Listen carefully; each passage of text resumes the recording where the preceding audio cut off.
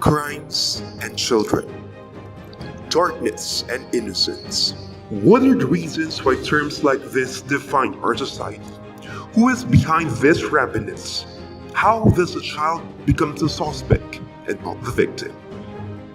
Dive deeper into reality only here in the public's eye.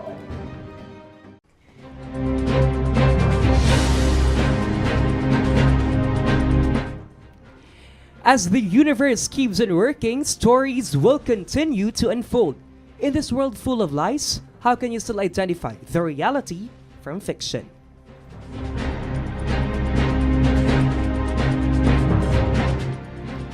Good afternoon, Philippines. Philippine Standard Time, it's 2 o'clock in a Wednesday afternoon. I am Lance Beko, presenting to you the station's core program where we bring you the stories and issues of tomorrow. Visualizing realities amidst blind truths, from crimes to good news, we prove and involve.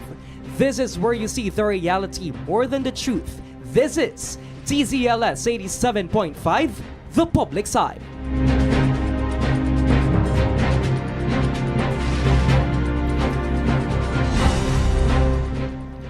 Poverty has been a top issue that's stuck within the name of the Republic of the Philippines since the beginning. It has been considered as the cause of many social ills, and one such ills are committed by children, which is crime.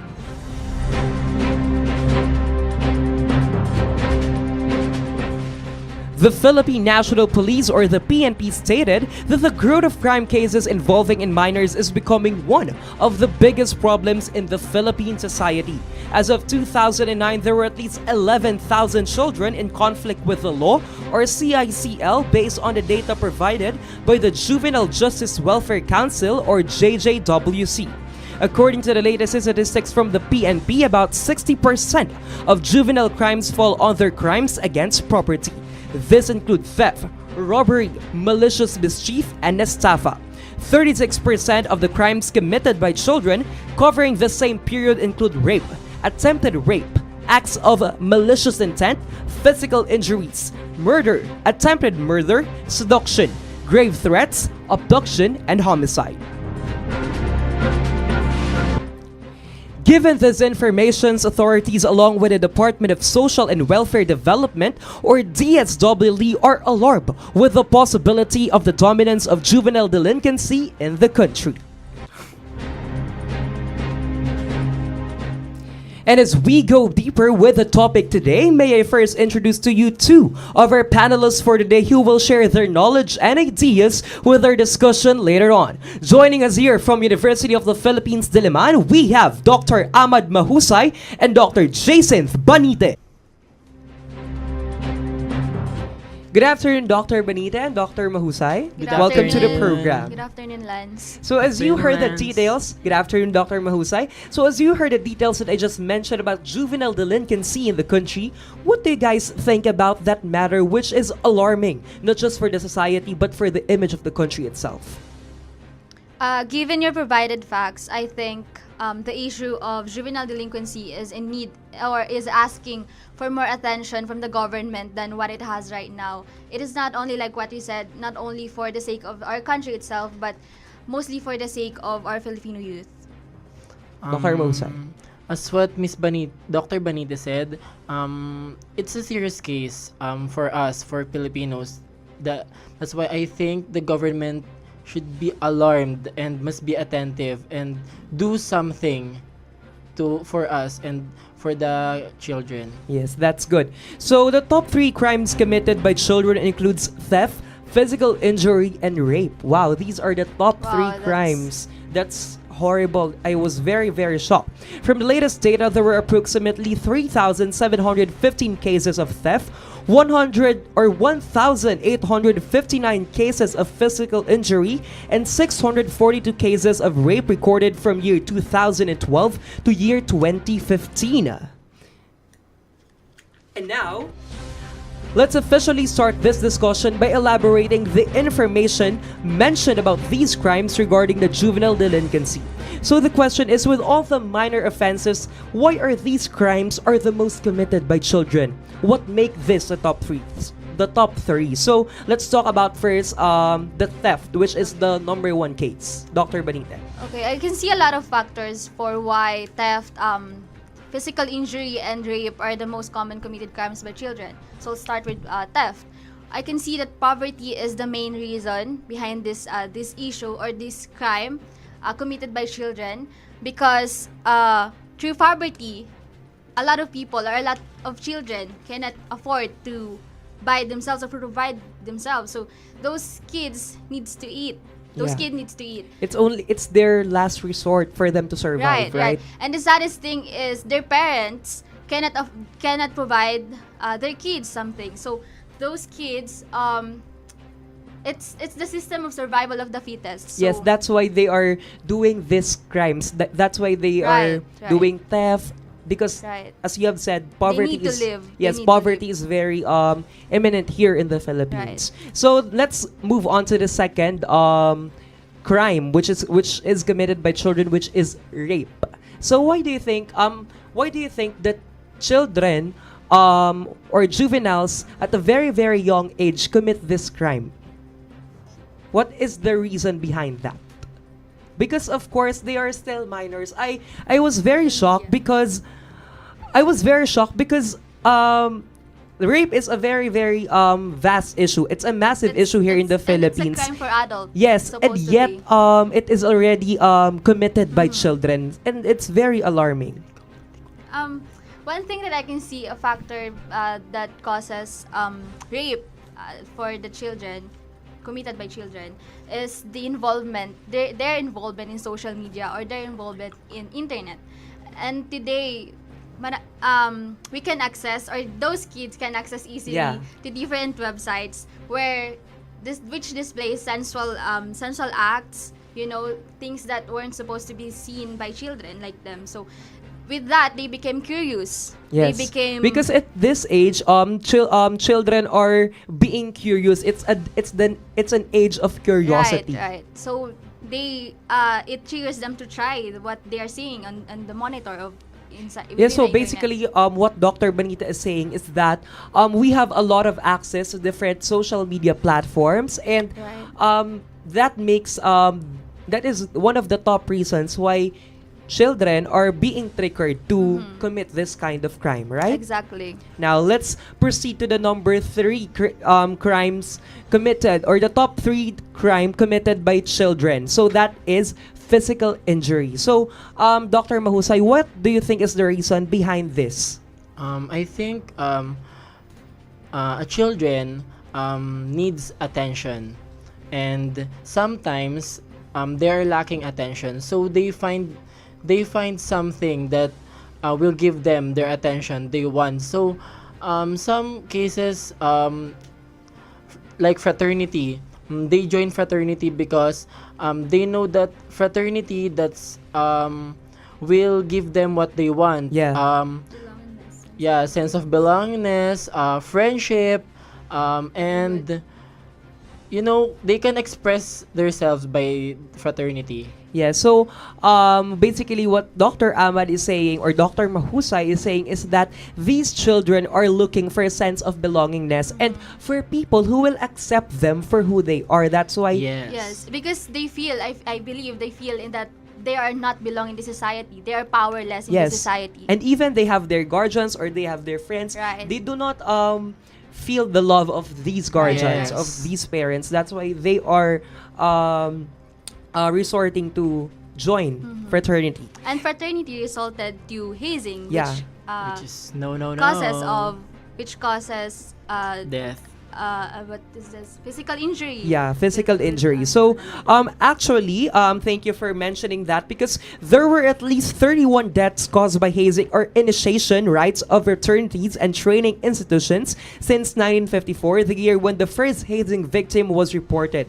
Gonzalo Albert was the first reported hazing victim in the Philippines, a student of University of the Philippines. So, at least 9 other hazing victims were reported after Gonzalo's death up to 1995 when Republic Act 8049, or the anti-hazing law, was passed. So wow, that there are a lot of That's- there are few cases of fraternity, but its effect is Yes, massive, yes. right? Yes. So you mentioned the issue of substance abuse. Now let's talk about the involvement of minors in drugs. And this is a very massive issue also, especially today, because the current administration is very powerful in terms, or is very motivated for this crime, or for to resolve this crime. So according to the National Capital Region Office, or NCRPO, police forces in Metro Manila have arrested more than 100 billions for illegal drug cases from January to June this year. The 116 total number of minors arrested from January to June 17 this year is 24% higher compared to the 88 arrested minors for the same period last year, as said by the NCRPO Director Chief Superintendent Guillermo Eliazar.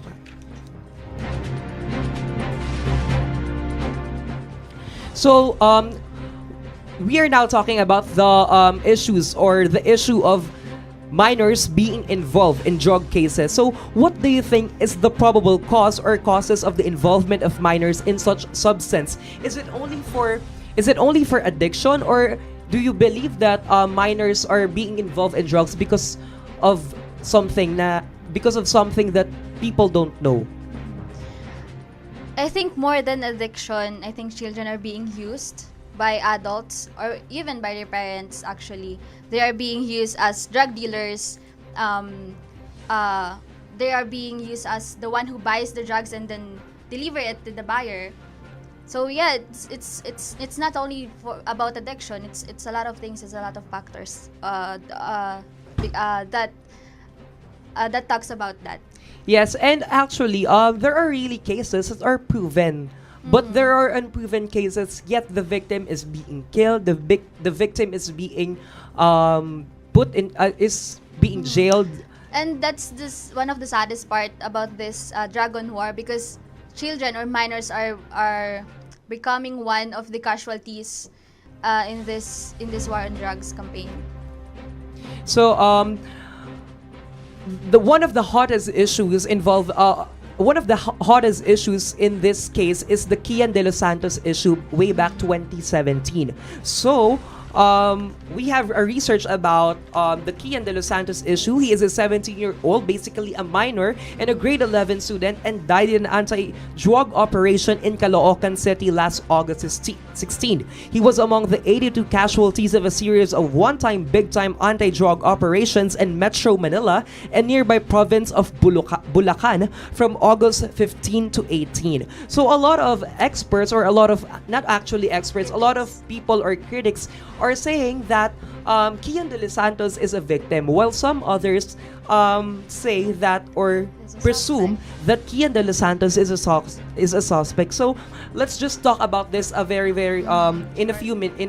short span of time. Let's just delve into it. What do you think about this issue? Is Kian de los Santos really a victim, or a suspect? What about you, Dr. Mahusa?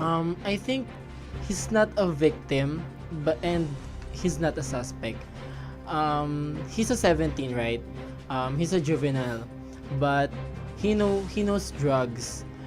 He knows that drugs is not good. But he ano ay, but Go on, Dr. Mahusa. yeah, it's not good to deal drugs. So I think he don't deserve to die, but just like put him in Rehabilitation rehab center, yeah, centers. DSWD, yeah. Yeah. And I firmly believe, I apologize to everyone, but to everyone, or to the government, specifically to the government, to the PNP, I apologize for this statement, but I certainly believe that no one deserves to be killed just because of that. No one deserves to be killed that way, right, Dr. Right, Benite? right. And I believe that Kian de los Santos, right? Yeah. De los Santos is more of a victim than a suspect for me. He's a victim because he was killed that way. He's a suspect because he was He used the drugs. PNP He or the deal police drugs. we're seeing him with the drugs. But given that, no, even the baddest or the worst criminal in this world deserve chances. So why don't Kian de los Santos receive any chances? Yes. And And if he's a minor.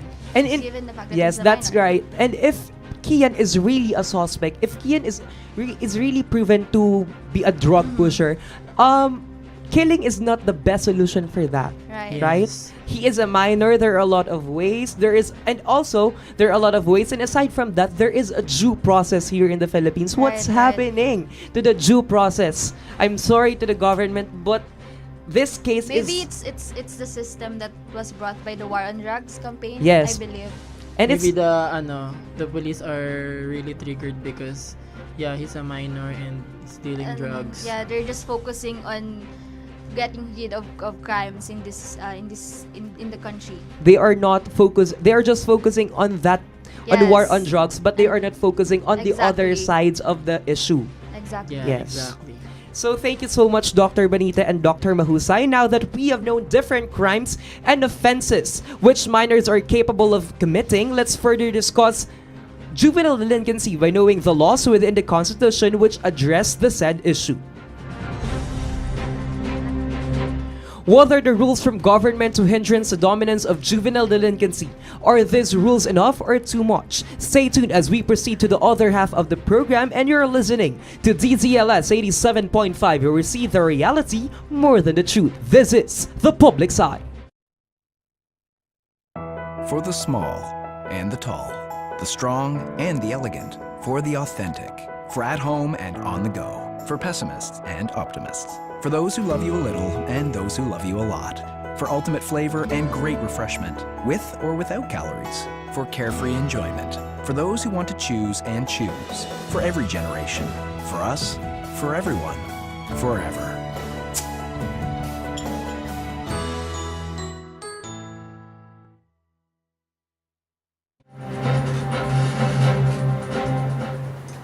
And we are back. You're still tuned in DZLS 87.5. This is your host, Lance Mexico, with The Public's Eye.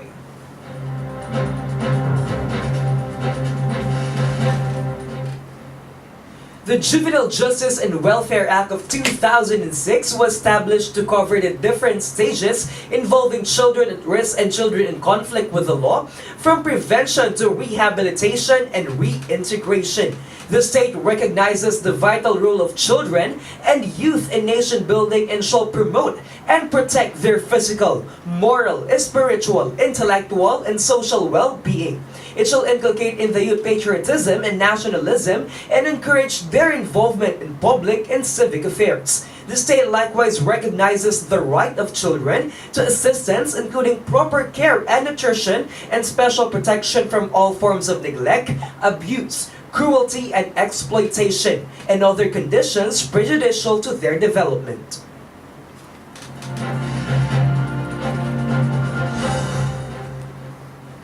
And we tackled crime cases involving minors in the first part of the program. And now, let's move on to the more critical side of the spectrum. For more insight and critics, let us all welcome the other two panelists of the day, Dr. Nina Ligan and Professor Bernard Santa Ana from UP Diliman. Good afternoon, Professor Santa Ana and Dr. Ligan.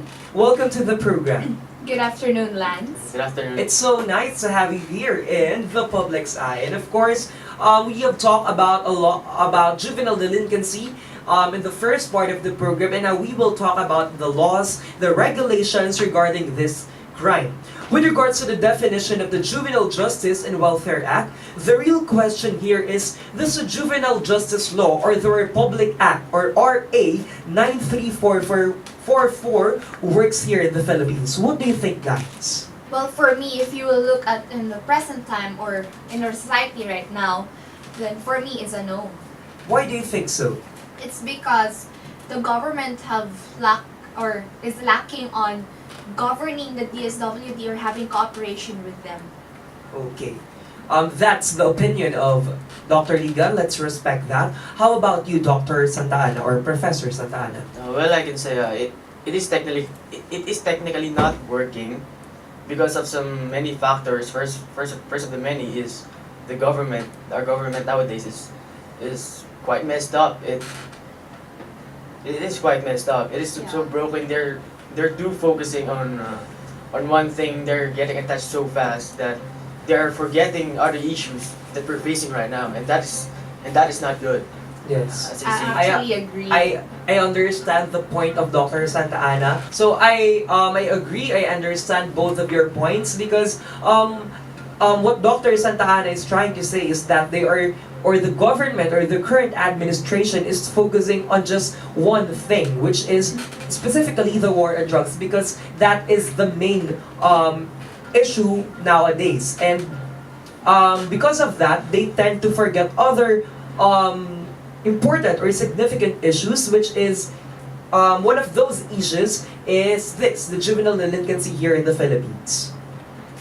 They're not just only forgetting about the other issues, but they're also forgetting how to improve the government itself. Okay, I understand. Let's respect Dr. Eden's opinion. One more thing is they're overlapping an issue with another issue. That's one thing that is broken again. As I say. I understand. And other than that, other than the war on drugs, they are too focusing on the political aspects here in the Yes. Philippines. There are a lot of issues in impeachment trials, the Sereno case, the recount of Vice President Robredo and Marcos, and other things. I am not saying that those issues are unnecessary. I am just pointing out that there are a lot of issues that need attention, and Yes. and one of those issues is this juvenile delinquency. Yes.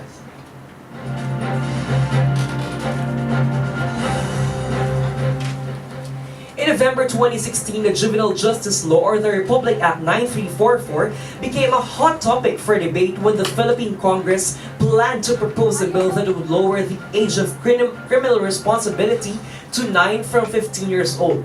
This made the United Nations, or the UN, and other rights group express their concerns. For them, these children were just a victim of adult criminals who knowingly make use of youth below 15 of age to commit crimes such as drug trafficking. And according to various rights organizations, the children who committed a wrongdoing are often the ones who fall victims to adult criminals and gangs.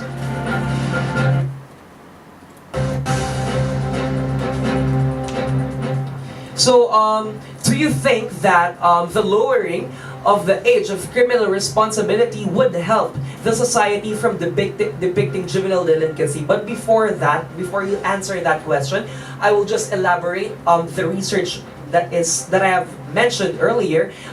In a nutshell, this research says that today the government have lowered the criminal, or the age of the criminal responsibility from 15 years old to 9 years old, meaning a 9-year-old can be jailed nowadays here in the Philippines. And aside from that, the interesting or the sketchy part of this law is that they have violated the United Nations law, because according to the United Nations law, only children who are 12 years old and above, or only persons who are 12 years old and above, can be jailed or can be considered as criminals. So, before you answer the question that I have said earlier, what do you think about this law? Do you agree that a 9-year-old can be put into jail? No, I don't agree with this process because a 9-year-old is just what do you call this? It's just forming his aspect and curiosity of what is right and wrong, because they're still part of in their parents' guidance, right? Especially if they will go to jail, then it's really hard for them to cope up with other people. That's right. This is, as I have mentioned a while ago, this is the age of curiosity. They are still considered as kids, and a 9-year-old is they are in the elementary level. They are not yet in high school. They're too young. Yeah. They are too young to be exposed in this kind of environment, right, Professor Santana? What's your thought about this?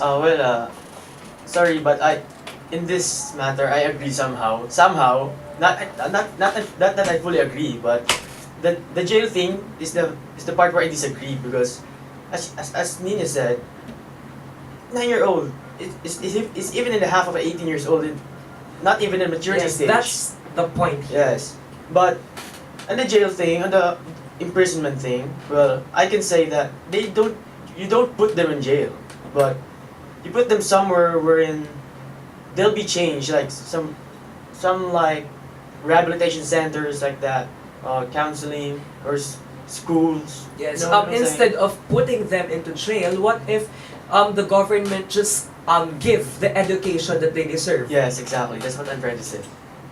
Okay, I understand your points. And for the next question, the question that I have mentioned earlier, do you think that lowering the age of criminal responsibility would help the society from depicting juvenile delinquency?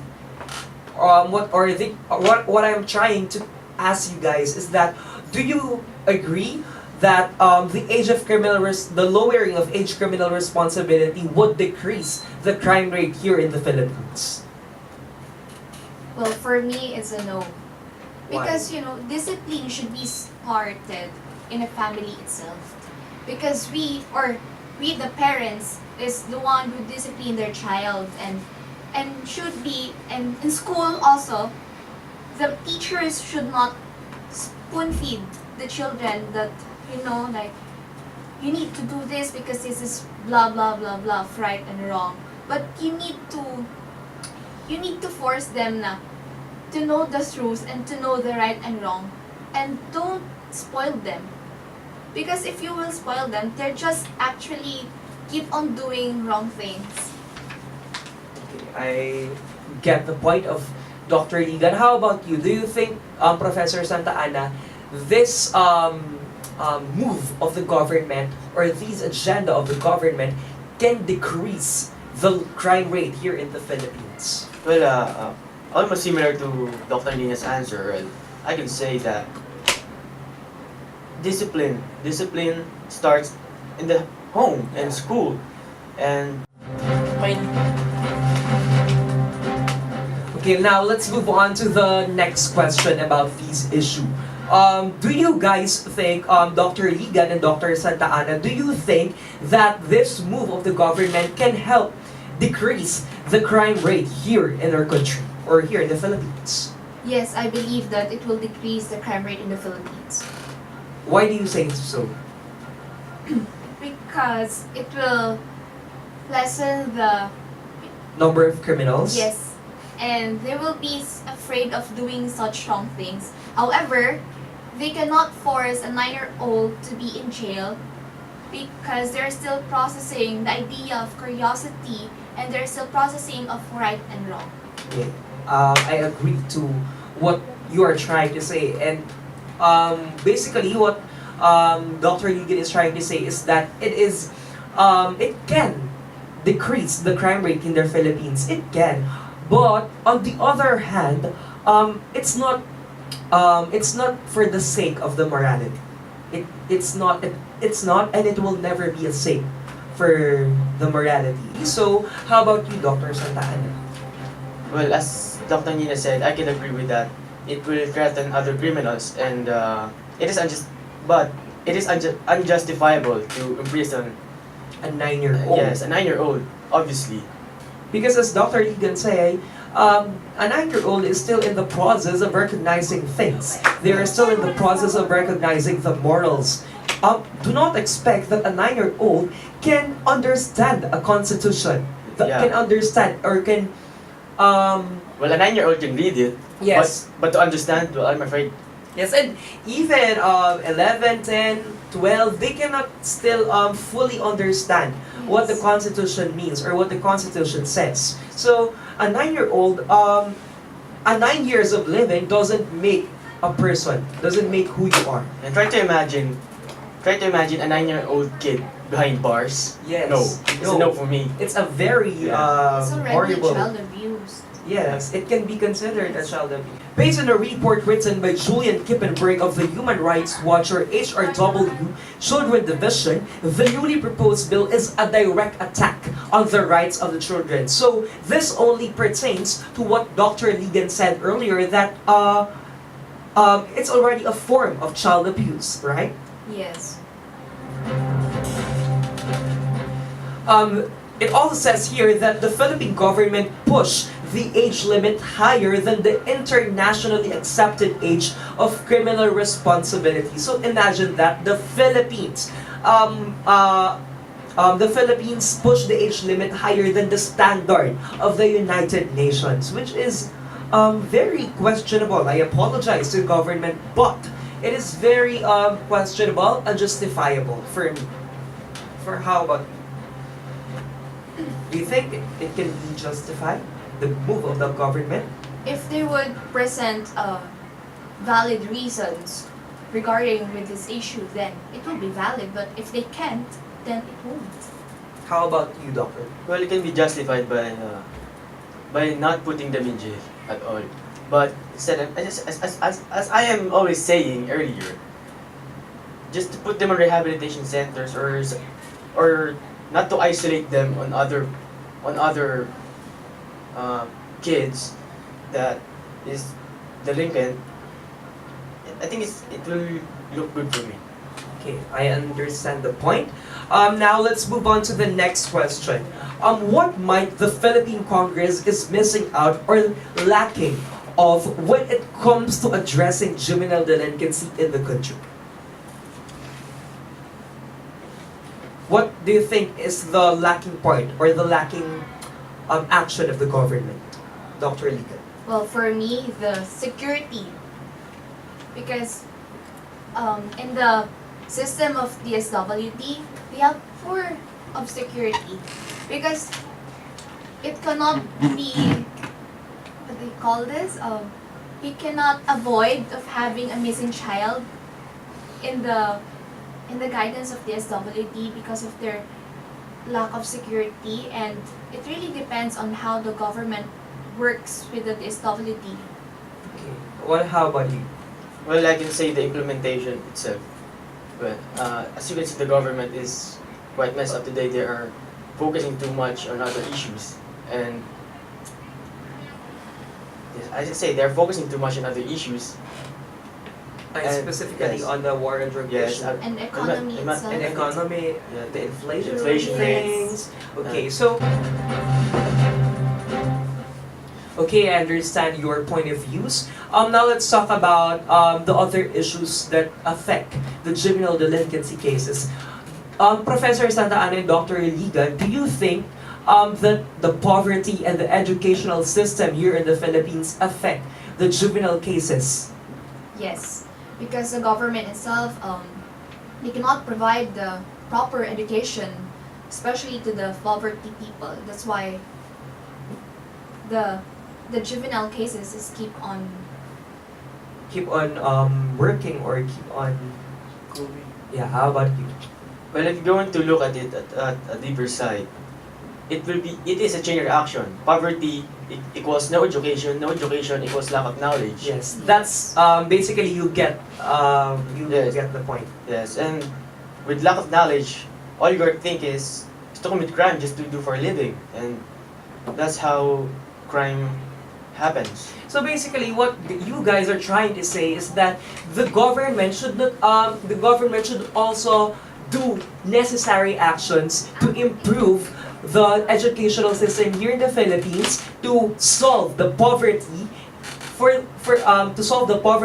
them to solve the juvenile delinquency cases here in the Philippines, because as you said, it's a chain reaction. Yeah. yes. Because of their because of the fact that the government lacks assistance in educational system and in solving poverty issues, these issues or these two major or vast issues can lead to juvenile delinquency cases. Yes, So it's a chain reaction. So Yes. I hope that we are not saying that you're not doing anything to solve these, because we see that you are trying your best to solve these issues, educational system, poverty, but I think, or we think, we firmly think that it is not enough. Do you guys agree? Yes. So I hope that this would be a ground for the government to improve their actions. So the second part of the program comes to a close, but we are giving you some more. Before you jump to an end, we will be having a quick break only here in DZLS 87.5, the public side, where you see the reality more than the truth. All I need is one more man enough to trust. You're saying those words like you hate me now. Don't be afraid of these thunder clouds.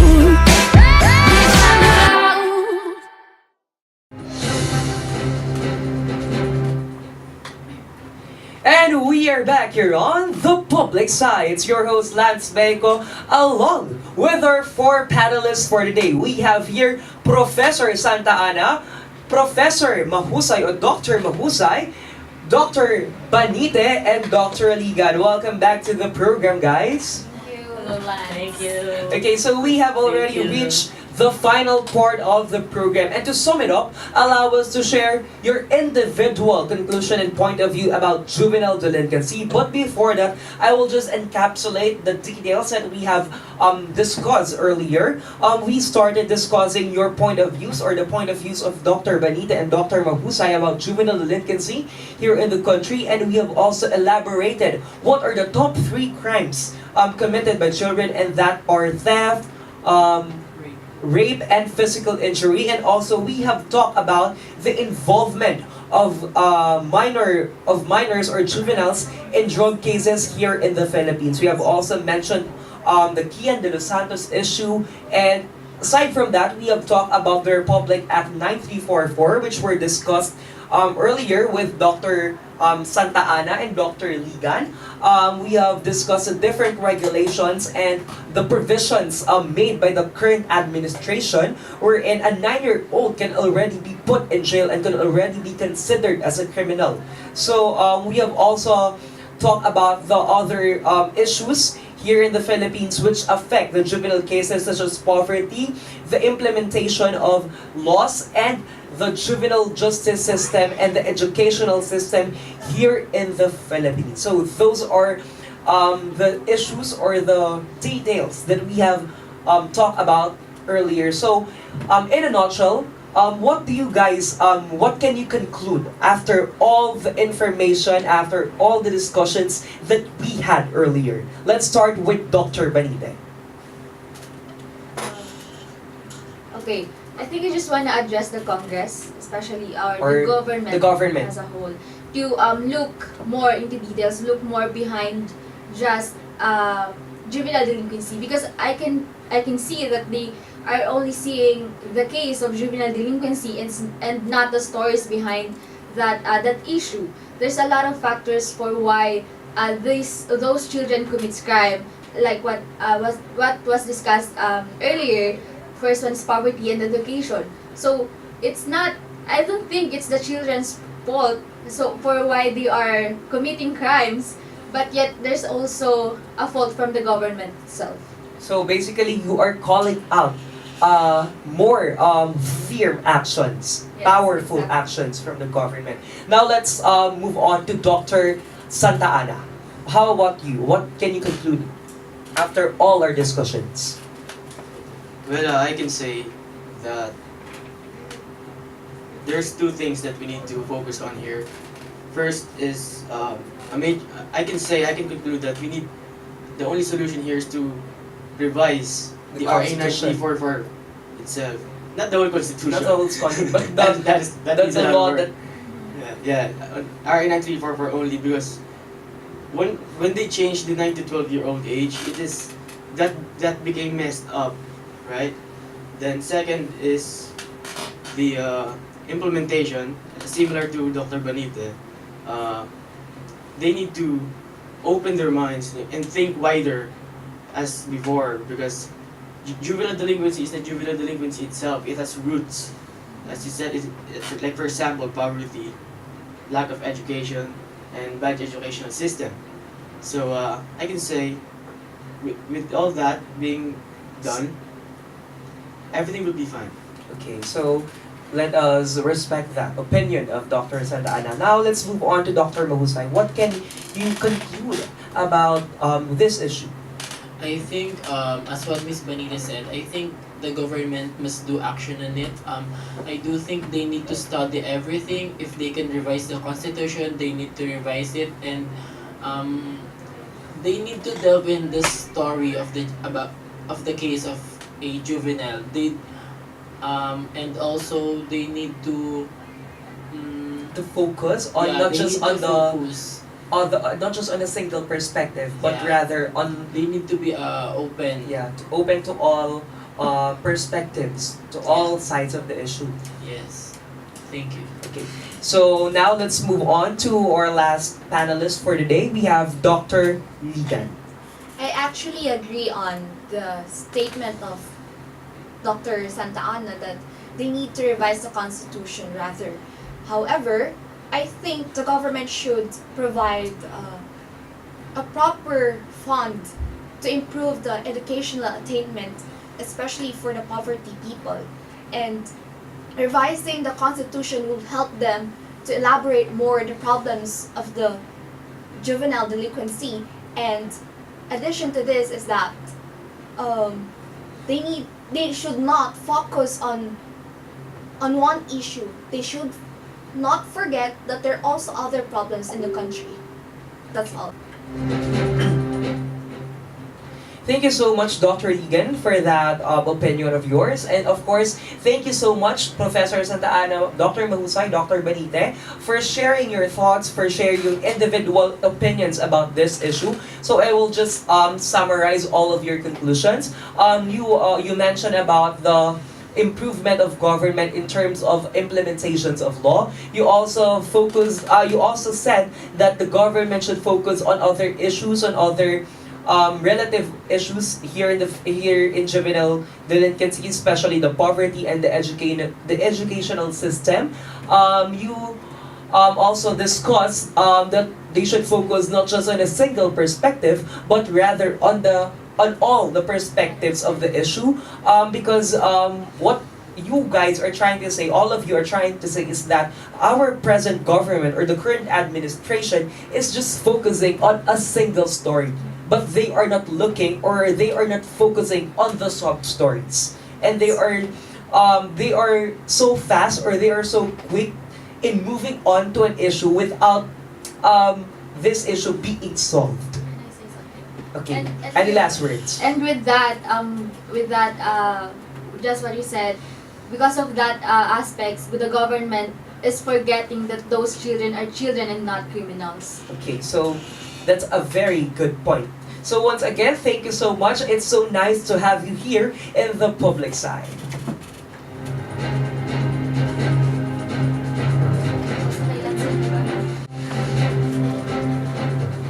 And that concludes our discussion for today. That was truly an eye-opening exchange of views, and we hope that this served as an enlightenment to reality. We would like to give thanks or gratitude to our production team, our executive producer Wado Santa Ana, our assistant producer Jace Navisa, our head researcher Mari Enriquez, and our production design head Matt Bronya.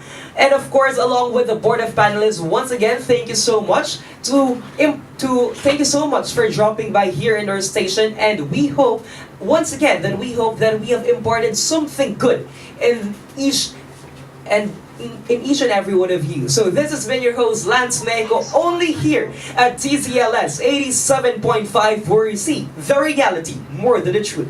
This is The Public Side. Good day.